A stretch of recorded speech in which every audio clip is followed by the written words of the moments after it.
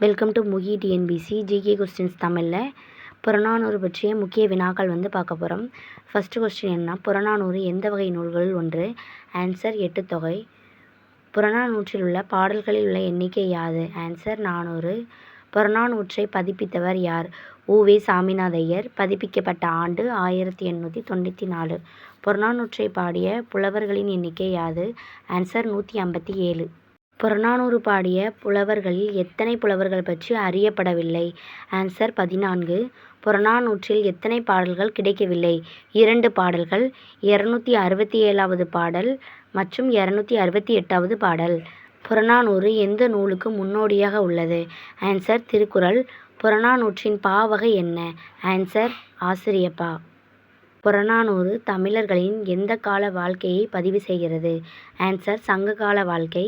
புறநானூறு எந்த வாழ்க்கையை பற்றி கூறுகிறது? புறவாழ்க்கை. கடையெழு வள்ளல்கள் பற்றிய செய்திகள் இடம்பெறும் நூல் எது? ஆன்சர் புறநானூறு. புறநானூறு எந்த வகையான சமூகத்தை எடுத்து காட்டுகிறது? ஆன்சர் உயர்ந்த பண்பாட்டு சமூகம். யாதும் ஊரே யாவரும் கேளீர் இடம்பெற்ற நூல் எது? ஆன்சர் புறநானூறு. புறநானூற்றின் வீரர்களின் நினைவாக அமைக்கப்பட்ட கல் எது? ஆன்சர் நடுகல். புறநானூறு எந்த வகை செய்திகளை எடுத்துரைக்கிறது? புறவாழ்க்கை. போர், புகழ், கொடை, வீர வாழ்க்கை. புறநானூற்றின் வேறு பெயர்கள் யாது?